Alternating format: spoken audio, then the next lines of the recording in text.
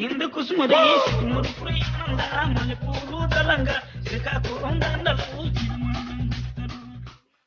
Super duper సాంగ్లో హిరమండలం గుర్తులు అని ఉంది కదండి. ఇంతకీ ఈ హిరమండలం అనే ప్లేస్ ఎక్కడ ఉంది? ఈ గొట్టా బ్యారేజ్ వంశధార నదిపై కట్టారు. ఈ వంశధార నదిలో చేపలు పడుతున్నాడు ఈయన. ఇంతకీ దొరికాయంటారా? శ్రీకాకుళం జిల్లాలోని శ్రీ ముఖలింగేశ్వర స్వామివారి దేవస్థానం 8వ శతాబ్దం నాటిదండి. అంటే ఎన్ని ఏళ్ల సంవత్సరాల కిందటిదో కదా. ఇప్పటికీ చాలా చాలా బాగుంటుంది. కాశీలో లింగం, గంగలో స్నానం, శ్రీశైలంలో శిబిరం, శ్రీముఖలింగంలో ముఖదర్శనం చేసుకుంటే మోక్షం లభిస్తుందని భక్తులు విశ్వసిస్తారు. అష్టదిక్పాలకులు ప్రతిష్ఠించిన 8 శివాలయాలు గర్భగుడి చుట్టూ ఉంటాయండి. మాధవి ముచ్చట్లు ఛానల్కు స్వాగతం. అందరూ బాగున్నారా? ఎంతో ఆసక్తికరంగా ఉండే ఈ వీడియోను లైక్ చేసి మీ వాళ్లకు షేర్ చేయగలరు. అలాగే ఛానల్ను సబ్స్క్రైబ్ చేసుకోవడం మాత్రం అస్సలు మర్చిపోవద్దు ప్లీజ్. చిన్నప్పుడు మేము దాదాపు 2 సంవత్సరాలున్న హిరమండలంను చూద్దామని శ్రీకాకుళం నుండి బయలుదేరామండి. దారిలోనే శ్రీముఖలింగం ఆలయాన్ని కూడా దర్శించుకుని వెళ్దామని ఇంకా అనుకున్నాం. ఈ పెద్ద ఆంజనేయ స్వామి విగ్రహం నరసనపేట దగ్గరలో ఉంటుందండి. మా తమ్ముడు వాళ్ళ ఫ్యామిలీతో కలిసి ఈ ట్రిప్కి వెళ్ళామండి. మనం పుట్టి పెరిగిన ఊర్లు, చదువుకున్న ఊర్లు, అలాగే పెళ్లికి ముందు జరిగిన విశేషాలెన్నో మన పుట్టింటి వారితో అయితే ఆ విశేషాలను గుర్తు తెచ్చుకొని ఎంజాయ్ చేయొచ్చు కదండి. అత్తవారితో అయితే పెళ్లి తర్వాత జరిగిన విశేషాలను గుర్తు తెచ్చుకొని ఆనందిస్తుంటాం. నేను మా తమ్ముడు హిరమండలంలో జరిగిన విషయాలన్నీ చెప్పుకుంటుంటే మా మరదలు, మేనకోడళ్ళు వాళ్ళైతే ఆసక్తిగా విన్నారు. చాలామంది చిన్నప్పటి విషయాలను బాగా గుర్తుంచుకుంటారు కదండి. ఎలాంటి బాధ్యతలు, బాధర, బందీ, ఆలోచనలు, పనులు ఏం లేని ప్రశాంతమైన హాయైన దశ బాల్యం. చక్కగా అమ్మ వండి పెట్టింది తింటూ, నాన్న బయట నుండి వచ్చేటప్పుడు ఏం తెస్తారా అని వెయిట్ చేస్తూ, అప్పుడప్పుడు అమ్మమ్మ వాళ్ళ ఇంటికి వెళ్తూ, నానమ్మ తాతయ్య చెప్పే కథలు వింటూ అలా బాల్యం గడిచిపోతుంది కదండి. ఇక శ్రీముఖలింగంకు వచ్చేసాం. అదిగోండి శ్రీముఖలింగంకు వచ్చిన బస్సు. శ్రీకాకుళం జిల్లాలో జలుమూరు మండలంలో ఉన్న శ్రీముఖలింగం. ఈ కోవిల బాగోగులను దేవాదాయ ధర్మాదాయ శాఖ వారు చూస్తుంటారు. కొబ్బరికాయ, అరటిపళ్ళు, పువ్వులు, మారేడు దళాలు ఇక్కడ అమ్ముతుంటారు. అవి కొనుక్కున్నాం. ఈశ్వరుడికి ఇష్టమైన మారేడు దళాలు కూడాను ఇక్కడ అమ్ముతుంటారండి. ఈ దేవస్థానం గురించి ఇక్కడ మళ్ళీ ఇంకొక బోర్డు కూడా పెట్టారండి. శ్రీకాకుళం జిల్లాలోని ప్రముఖమైన ఆలయాల్లో ముఖ్యమైనది శ్రీముఖలింగం. ఇక్కడ ధ్వజస్తంభం చూసారా, ఎంత ఎత్తుగా ఉంది కదా. ప్రవేశ ద్వారం నుండి లోపలికి వెళ్ళాక కుడివైపు ఒక కొళాయి ఉంటుంది. అక్కడ కాళ్ళు చేతులు కడుక్కున్న తర్వాత లోపలికి ఇంకా వెళ్ళాలి. పళ్ళ మొక్కలు కొన్ని ఇక్కడ ఉన్నాయి. ఇక్కడ గోడకి ఆనించి ఉన్న ఈ పలకలపై గుడి తాలూకా విశేషాలన్నీ రాసున్నాయండి. ఇలా కాస్త ముందుకు వెళ్తుంటే ఇక్కడ 2 పెద్ద రాతి సింహాలున్నాయి. ఇక్కడున్న ద్వారం నుండి మనం లోపలికి ప్రవేశిస్తే మనం కోవిల్లోకి వెళ్తాం. రాతితో చేసిన సింహం బొమ్మ చూడండి.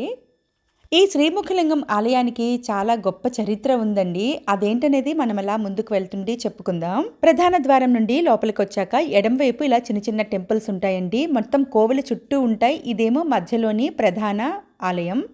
ఎంతో పురాతనమైన ఈ ఆలయాన్ని ఒక్కసారి నేను దర్శించుకోవాలండి. ఇప్పుడు ఒక ద్వారం కనిపిస్తుంది కదండి. ఇక్కడ నుంచి లోపలికి వెళ్ళి స్వామివారిని దర్శనం చేసుకోవాలి.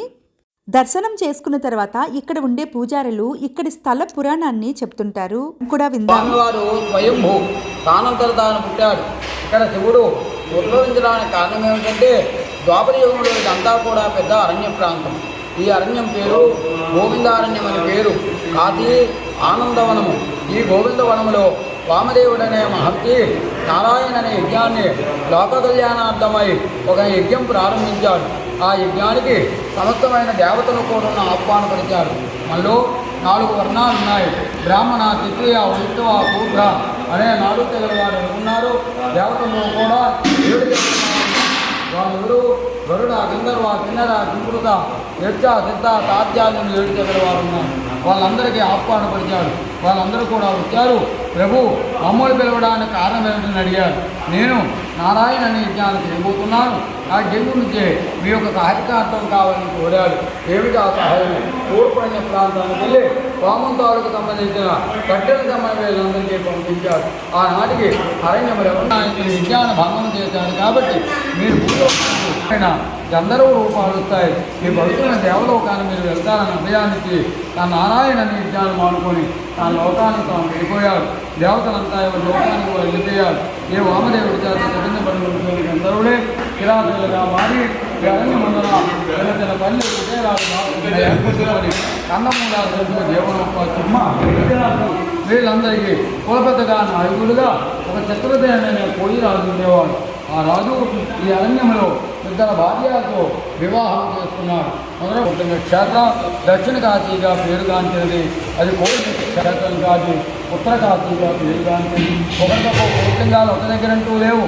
ఈ గ్రామానికి నలువైపులా 500 మీటర్ల విస్తీర్ణంలో పొలాల్లోనూ తోటల్లోనూ నదువున కొండలపైన ఉన్నాయని చెప్పబడుతుంది. ఇది క్రీస్తు పూర్వం 2వ శతాబ్దం, 2200 సంవత్సరాలు అవుతుంది ఈ ఆలయ నిర్మాణం. దీన్ని పరిపాలించే వాళ్ళు చోళులు. తర్వాత గజపతుల పర్లాకులు వరిస్తారాలు తీసుకున్నారు. వాళ్ళు తీసుకునేటప్పుడు మా పూర్వీకులప్పుడు భువనేశ్వర రంగనాథములు అత్యున్నతం చేసుకునేవాళ్ళు. అక్కడ నుండి దేవాలయానికి అత్యున్నతము 10 ఏళ్ళ వాళ్ళకి తీసుకొచ్చాడు.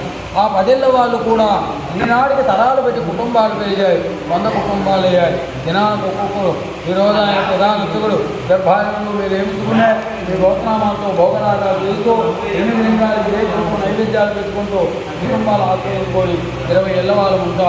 ఇలాంటి వాళ్ళు రావడము అంత్యాగర్జనము పదవు కార్యాలు చెప్పుకొని మీరు ఇచ్చే ద్రవ్యంతో ప్రతి శనివారం ఆదివారం సోమవారం వారానికి 3 రోజులు అన్నదాన కార్యక్రమం చేసుకుంటా. అది ఇది పరమేశ్వరుడు తాలూకా చరిత్ర. ఆ వెనక గోళం చూశారు.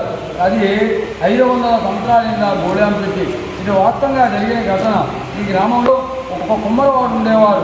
కుమ్మరవాళ్ళు అంటే తెలుసు కదా, ఇచ్చావు నా భార్య గర్భవతి ముందు ఒక పుత్ర సంతానం కలిగినట్లయితే 2 మట్టి పాత్రలు ఇస్తానని మొక్కున్నాను. ఆ 7 వయసులో కూడా తన మహిళ చేతను తన భార్య గర్భవతి సంతానం కలిగిన మొదటివాడు పుట్టాడు. ఆ సంతోషం చేతం పక్కనే ఉంటే నది నది ఒకటి వెళ్ళాడు, మట్టిని తెచ్చాడు, కాళ్ళతో పుట్టకుండా నీళ్ళతో మంటలు చేసి 2 గోళాలు తయారు చేశారు. కొడుకు పుట్టాడని ఆనందం పట్టలేక 2 గోళాలు కల్పమానం తీసుకోకుండా తయారు చేశాడు. 21వ రోజున ఇంటికాడు పూర్తి చేసుకున్నాడు.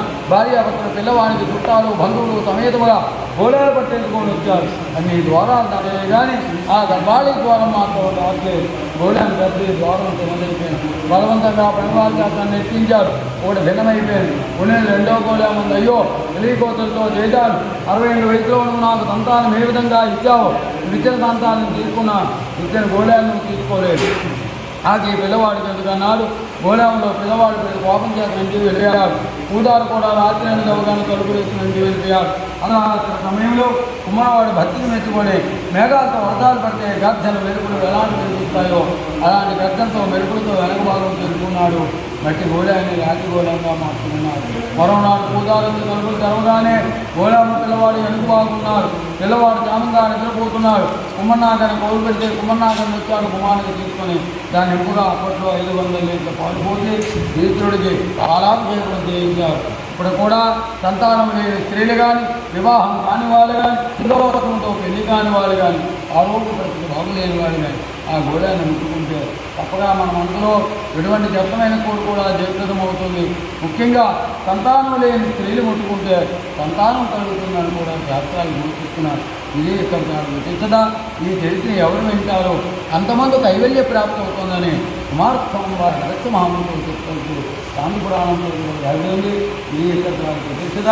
అలా గర్భాలయంలో కూడా నువ్వు వీడియోలు ఫొటోస్ తీయకూడదని ఇక్కడ రాశారు. ఈ శ్రీముఖలింగం విశిష్టత గురించి పూజారి గారు చెప్పిన విషయాలన్నీ మీకు అర్థమయ్యాయని అనుకుంటున్నానండి. వెనుక నుంచి కొద్దిగా నాయిస్ వస్తున్నా కానీ ఆయన మాటల్లోనే స్థల పురాణం గురించి తెలుసుకుంటే బాగుంటుందని ఇంకా మ్యూట్ చేయకుండా అలా ఉంచేసాను. లోపల ముఖలింగేశ్వర స్వామివారి దర్శనం అయిన తర్వాత ఇంకా కోవెల చుట్టూ ఉన్న ఉపాలయాల వైపు వెళ్తున్నామండి. ముడుపులు మొక్కులు లాంటివన్నీ హుండీలో మాత్రమే వెయ్యాలని ఇక్కడ రాసింది. ఇక్కడ శివలింగం ముఖముతో పుట్టడం వలన ముఖలింగేశ్వరుడని, మధువృక్షంలో పుట్టడం వలన మధుకేశ్వరుడని పిలుస్తారని ఇక్కడ బోర్డుపై రాసిందండి. ఇక్కడ ఈ చిన్న కోవెలలో డుండి గణపతులు ఉన్నారు. ప్రతి చోట మాత్రం ఇలాంటి శిల్పాలైతే ఎంత అద్భుతంగా చెక్కారండి. ఎంత బాగున్నాయో చూడండి. ఆంధ్రప్రదేశ్ రాష్ట్రానికి చివర ఒకవైపు శ్రీకాకుళం జిల్లా ఉంటుందని తెలుసు కదండి. శ్రీకాకుళం జిల్లా అయిన వెంటనే ఒరిస్సా రాష్ట్రం మొదలవుతుంది. అందుకే శ్రీకాకుళంలోని కొన్ని ఆలయాలు ఒరిస్సా రాష్ట్ర శైలిలో ఉంటాయి. సాక్షి గణపతి ఆలయం ఇది. కొన్ని సంవత్సరాల కిందట ఒరిస్సాలోని భువనేశ్వర్లోని లింగరాజస్వామి కోవెలకు వెళ్ళామండి. అలాగే కోణార్క్ దేవాలయంకు కూడా వెళ్ళాము. ఆ కోవెలలు కూడాను ఇలాగే ఇంచుమించుగా ఉంటాయని తెలుసు కదండి. ఈ ఆలయానికి ప్రముఖ ప్రవచనకర్త బ్రహ్మశ్రీ శ్రీ చాగంటి కోటేశ్వరరావు గారు కూడాను వచ్చారండి. శ్రీ వారాహి పార్వతీ అమ్మవారు కోవెల ఇది. ఇక్కడే చాగంటి గారు నిలబడి ఫోటో తీయించుకున్నట్లుగా నాకు ఎక్కడో చూసినట్లుగా గుర్తుంది. అష్టదిక్పాలకులు ప్రతిష్ఠించిన ఆలయాలు ఇవి ఒక్కొక్కటి అలా చూసుకుంటూ వెళ్దామండి. ఇది వరుణ దేవుడు ప్రతిష్ఠించిన వరుణేశ్వరుడు, ఇదేమో కుబేర ప్రతిష్ఠ కుబేరేశ్వరుడు, ఇదేమో అగ్నిదేవుని ప్రతిష్ఠ అగ్నీశ్వరుడు. ఎక్కడా లేని విధంగా శివలింగానికి ముఖం ఉండటం వల్ల ముఖలింగేశ్వరుడు అనే పేరు వచ్చిందండి. ఈ శ్రీముఖలింగాన్ని దక్షిణ కాశీ అని కూడా పిలుస్తారండి. ఇంద్రుడు ప్రతిష్ఠించిన ఇంద్రేశ్వరుడు, దేవేంద్రుడు ప్రతిష్ఠ ఇంద్రేశ్వరుడు అనే బోర్డుపై రాసిందండి. ఇక్కడ కళింగ గంగ రాజులు వంశధార నది పక్కనే ఉన్న ఈ శ్రీముఖలింగాన్ని 600 ఏళ్ల పైగాను రాజధానిగా చేసుకుని పరిపాలించారటండి. శ్రీ మధుకేశ్వర స్వామి, శ్రీ సోమేశ్వర స్వామి, శ్రీ భీమేశ్వర స్వామి టెంపుల్స్ ఇక్కడ శ్రీముఖలింగంలో ఉన్నాయండి. ఈ చుట్టుపక్కల మట్టిలోనూ కొండల్లోనూ చెట్ల దగ్గర శివలింగాలు అయితే అప్పుడప్పుడు దొరుకుతుంటాయటండి. పూర్తిగా రాళ్లతో నిర్మించిన ఈ కోవిల ఎంత అద్భుతంగా ఎంత సుందరంగా చెక్కారు కదండి ఆనాటి శిల్పులు. ఇప్పట్లాగా క్రెయిన్స్, జేసీబీలు ఇలాంటివి ఏం లేకపోయినన్ను పూర్తిగా మ్యాన్ పవర్తోనే ఎంత చక్కగా కట్టారు కదండి. ఎంతో బరువైన రాళ్లను కూడాను ఒకదానిపై ఒకటి పేరుస్తూ ఇలాంటి ఆలయాలను నిర్మించారు. ఇన్ని వేల సంవత్సరాలైనా కానీ ఇంకా బాగున్నాయంటే అది ఆనాటి వాళ్ళ పనితనం తాలూకా గొప్పదనం కదండి. నిజం చెప్పాలంటే శ్రీముఖలింగం ఇంత అద్భుతమైన పురాతనమైన ప్రదేశం అయినా కానీ మరీ ఎక్కువగా పర్యాటకులు భక్తులైతే మాత్రం రావటం లేదండి. కుమారస్వామి ఆలయం అండి ఇది. కార్తీక మాసంలోనూ శివరాత్రిలో అయితే రద్దీ బాగా ఉంటుంది, కానీ మామూలు రోజుల్లో అయితే మరీ అంత ఎక్కువగా ఉండదు. యముడు ప్రతిష్ఠించిన యమేశ్వరుడు, అష్టదిక్పాలకులు ప్రతిష్ఠించిన ఈ ఉపాలయాలు పక్కపక్కన కాకుండా అక్కడక్కడ ఉన్నాయండి. చండికేశ్వరుడు. ఇందాక పూజారి గారు రాతి గోలెం గురించి చెప్పారు కదండి. కుమ్మరవాడు తయారు చేసి ఇచ్చిన మట్టి గోలెం గర్భగుడి లోపలికి వెళ్ళకపోతే అతను అక్కడ దానిని వదిలేసి వెళ్తే అది రాతి గోలెంగా మారి శివలింగం వెనకాతల ఉందండి. ఇప్పటికి కూడా ఉంది. అందులో బియ్యం, పప్పులు, అరటిపళ్ళు, దక్షిణ లాంటివి వేస్తుంటారు. ఆ గోలెంను ముట్టుకుంటే పెళ్లి జరుగుతుందని, సంతానం కలుగుతుందని నమ్ముతారు. ఇక్కడ వారాహి పార్వతీ అమ్మవారు కోవెల ఇది.